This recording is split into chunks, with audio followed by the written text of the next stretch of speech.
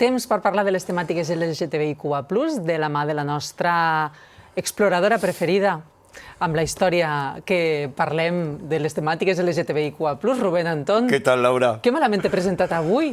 Ya, yo es que a veces me presentas como superdivina y luego otras veces me presentas como de... És que tenia previst una altra cosa, però no m'ha sortit. Ah, sí? Pues sí, nada. però no passa res, com que és directe, la vida és així. Tú me puedes presentar como te dé la gana. Escolta'm, però l'important és que avui dediques la secció a la T del col·lectiu, a les persones transexuals. Hoy toca porque me gustaría hablar de la historia de la transexualidad como enfermedad en el territorio español, que esto era una continuación de la que hicimos de historia de la homosexualidad y de las terapias de electroshock y no sé qué. Entonces, importante, ¿vale? Importante.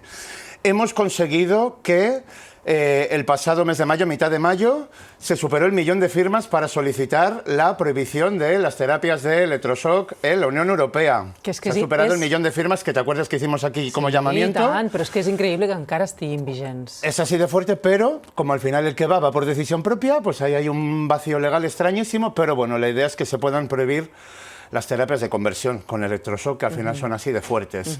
Y también es importante porque quería hablar de todo el daño que se ha hecho al colectivo trans a lo largo de todo el siglo XX y lo que llevamos del XXI desde la parte médica y desde la parte legal, porque también es muy fuerte que, claro, cuando la gente habla de la peña trans, no es que solamente hablemos de la transexualidad, sino es que hablamos de un colectivo que desde hace 600 años está perseguido y encima, durante el siglo XX, se ha considerado una enfermedad. Claro. Entonces digo, vamos a hacer un pequeño repaso por ahí. No me cansaré de repetirlo, que siempre lo digo y me encanta repetirlo. Ni pecadoras, ni delincuentes, ni enfermas, ni desviadas, porque ser trans no es una enfermedad ni una patología. Por supuesto, nadie necesita curarse ni un diagnóstico médico para existir, faltaría más. Y si me permites un apunte, es que la diversidad humana es mucho más ancestral y mucho más antigua que la propia medicina. Claro. Entonces no tiene sentido que la medicina intente poner en orden algo desde un punto de la política que no tiene nada que ver con la diversidad real, ¿no? Entonces, bueno, en tot cas, Rubén, quan es va començar a catalogar la transexualitat de malaltia i, per tant, a tractar-la com a tal, com una malaltia? Claro, hay un punto que en los años 20, años 30, un doctor alemán fue el que aplicó el término como de transexualismo y demás. Pero claro, ¿qué pasa? Que luego hubo un momento en el que se conectó la transexualidad con el trastorno de identidad de género, ¿vale? Entonces, ¿qué pasa? Que dicen, a partir de los años 50, cuando se popularizan las primeras cirugías de afirmación de género, la medicina empieza a etiquetar a las personas trans como pacientes con disforia de género. ¿Por qué? Porque los tienen que meter en algún lugar, básicamente. ¿Qué significaba esto? Que era una mente atrapada en un cuerpo equivocado. O sea, yo recuerdo la primera vez que escuché de, no, es que es una mujer atrapada en un cuerpo de un hombre. O un hombre atrapado en un cuerpo de una mujer, ¿no? Claro, esta es una parte de la historia que todavía nos persigue y es una etiqueta que ha pesado muchísimo encima del colectivo durante años, porque, claro, se entiende como una enfermedad. Clar, i a casa nostra això com s'ha tractat, com s'ha viscut, com han viscut les persones transexuals, sobretot durant l'època, per exemple, del franquisme? Bueno, lo del franquismo es alucinante, porque las personas trans, aparte de ser reprimidas y brutalmente perseguidas, se consideraba que la transexualidad era una homosexualidad extrema. Ese es el punto de, es que es tan femenino, es un maricón tan maricón que se piensa que es una mujer. O es que es una mujer tan masculina que se piensa que es un hombre. Entonces, claro, está loca o loco, ¿no? Però és que no té res a veure, clar. Claro, se insultaba también a las mujeres trans principalmente llamándolas travestis por el tema del travestido, degeneradas y por tanto peligrosas dentro del marco legal y policial. En 1970 se aprueba la Ley de Peligrosidad y Rehabilitación Social, que ya lo hemos comentado varias veces en el programa, que perseguía a los homosexuales, pero también a las travestis, entendiéndolo como una homosexualidad extrema. Los informes policiales nos trataban como enfermas y como aberraciones de la naturaleza y como monstruos, que de ahí el que genere miedo hacia un sector de la sociedad que a día de hoy, si te das cuenta, cuando se habla de mujeres trans en los baños de mujeres, no sé qué, no sé cuántos, se sigue hablando de esa monstruosidad como de es que entra un monstruo en el baño y estamos desprotegidas. Es así de fuerte. Se nos encerraba en centros psiquiátricos, se nos aplicaban electroshocks, que también vimos aquí unos vídeos que son súper fuertes, y en muchos casos se nos diagnosticaba como psicosis sexual y trastorno mental grave. Eso, dentro del marco legislativo y dentro del marco legal, es un enfermo que al final, si estás enferma, no tienes opción a decidir nada sobre tu vida. Y ese es el punto también.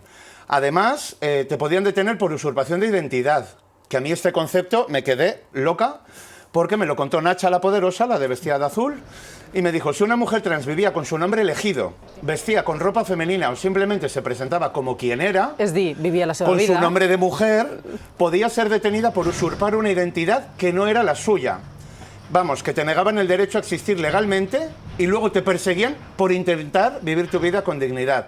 Era una trampa legal y social. Claro, a ti te ven vestida de mujer, que tú estás en la calle, te paran y te piden el documento y tú pareces una mujer, Claro. porque te ves como una mujer, y en el documento pone Antonio, te denuncian porque estás Usurpació. presentando un documento que no eres tú, Que no correspon amb la teva que identitat. no corresponde con tu identidad. Y dices, perdona, es que cámbiame el documento para que se adapte a mí, no Però al no ho revés, fe- que no ho yo me feien. tenga que adaptar al Clar, documento, no ho ¿no? feien. Ajá. Así que ha sido increíble. Este tipo de delitos aparecían en informes policiales, tanto en la década de los 70 como en los 80 como en los 90, porque estamos hablando que abarcó no solamente el franquismo, sino 3 décadas después, y se usaban principalmente para justificar detenciones arbitrarias, insultos, violencias y encarcelamientos de personas trans, hasta hace 2 días, ¿vale? Quan va començar, Rubén, a canviar la percepció tan negativa de les persones transexuals? Pues a ver, yo creo que ya en los años 50, 60 se empiezan a ver como una monstruosidad dentro de lo freak, en lo cabaret y en lo tal, pero también era como un fetiche, pero a nivel social hasta los 80, 90 no se empieza a hablar del término transexualismo, o sea, ni siquiera las propias chicas trans sabían que eran transexuales muchas de ellas porque venían de pueblos y a lo mejor no tenían esa cultura, pero se habla de transexualismo en informes médicos ya en los años 80 y 90 en España, que se ve con una visión más médica que policial, ¿vale? Que eso es interesante. Para la policía seguíamos siendo delincuentes y personas de mala vida en cualquier caso, porque si encima no puedes encontrar trabajo, tienes que dedicarte a la prostitución, ya eres una delincuente también, porque estás fuera de la ley, ¿no? Claro. Luego, importante también que para poder cambiar de nombre o de sexo en los documentos, hacía falta un diagnóstico psiquiátrico. Te tenía que ver un psiquiatra para determinar si te podías cambiar de nombre o no. Que dices, pues me pondré el nombre que me da a mí la gana, digo yo. Pues no, pues un psiquiatra era el que tenía que determinar si te podías cambiar de nombre. ¿Te acuerdas del permiso de travestismo del 1800 y pico en Francia, que necesitaba que un médico, un abogado, que cubriera todas las partes legales para que una mujer pudiera llevar pantalón? Pues es un poco el mismo absurdo, pero durante todo el siglo XX. Perquè no només era tenir l'informe mèdic del psiquiatre. Què No, més, claro, què més necessitaves? Luego había un montón de trámites, eran 2 años de tratamiento hormonal, cantidad de informes médicos de otros médicos y cirugía genital obligatoria en muchos de esos casos. Una castración certificada, porque ese es el punto, que es un proceso médico legal humillante y de negación total de la identidad de género. ¿Qué pasa con esto? Que dices, si el cuerpo de una mujer trans es una mujer con pene y el cuerpo de un hombre trans es un hombre con vagina o una persona intersexual de genitales ambiguos, tú no puedes coger y decir, si tú quieres ser una mujer, tienes que tener una vagina hecha por cirugía. No, puedes ser una mujer trans perfectamente con pene, que es lo que es una mujer trans, básicamente. O un hombre con vagina igual, no tienes por qué ponerte implantes ni hacerte nada más, ¿no? Entonces, bueno. Fins quan va durar la visió de la transexualitat com a malaltia? Pues mira, hasta hace bien poco. La Organización Mundial de la Salud, en 2018, que estamos en el 2025, Laura, en 2018 eliminó la transexualidad de la lista internacional de enfermedades mentales. Hace 2 días. Y mira todo el tiempo que se está hablando de la peña trans, intentando quitar los pocos derechos que se han conseguido, que son un mínimo de integración en la sociedad. En España la gran conquista fue en diciembre de 2023, con la ley trans estatal, que por fin se reconoció el derecho a la autodeterminación de género, o sea, que no tenga que ser un diagnóstico médico el que determine quién eres. Lo sabrás tú, digo yo. Por otro lado, también me gustaría aclarar al respecto de la autodeterminación de género, que esto es importante, que quienes han iniciado esos trámites de cambio de sexo, mal dicho, mintiendo y engañando al Estado, han sido acusados de fraude de ley.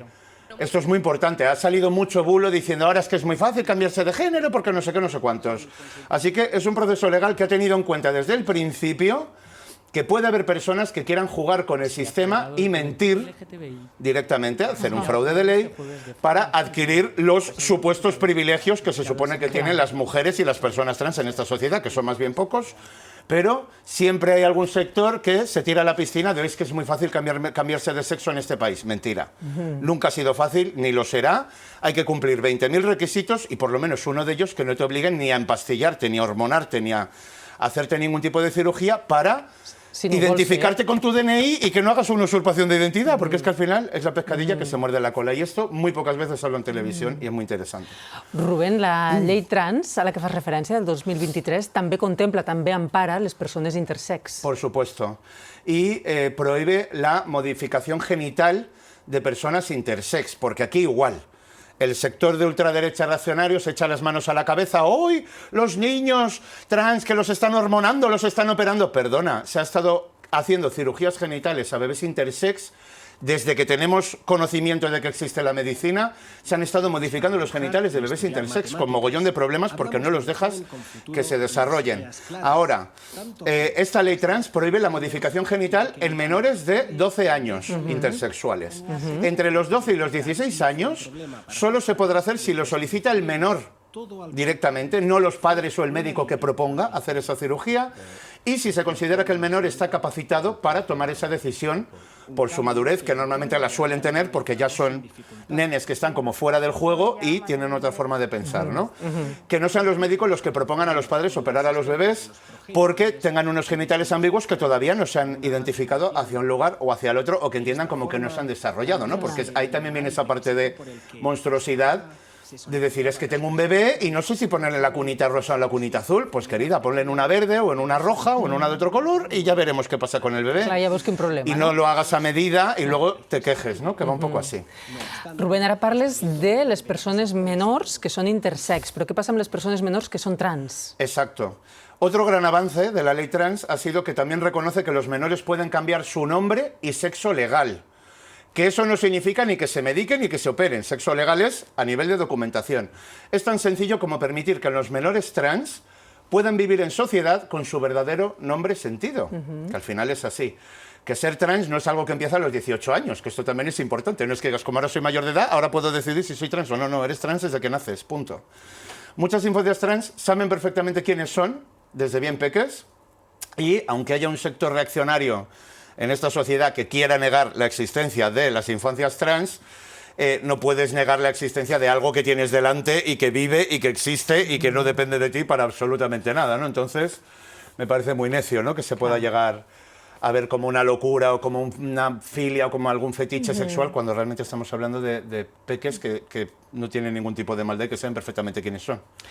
Així doncs, Rubén, per entendre'ns, avui dia la transexualitat ja no està catalogada com a malaltia, ja no es una enfermedad contempla, mental. exacte, una malaltia Exacto. mental. Desde el punto de vista legal y médico, ya no lo es. Pero claro, estamos hablando que salió de la lista en 2018. Desde que sales de una lista de patologías hasta que se distribuye por toda la sociedad, pueden pasar décadas. Entonces, en la práctica, a día de hoy, el estigma sigue. A nivel médico no, pero el estigma sí. Muchas personas siguen sin tener acceso a la sanidad digna o mínima, porque de repente llegan al sitio y les llaman por el nombre que no son. Siguen siendo víctimas de asesinatos por transfobia, no consiguen trabajo o un simple alquiler de vivienda.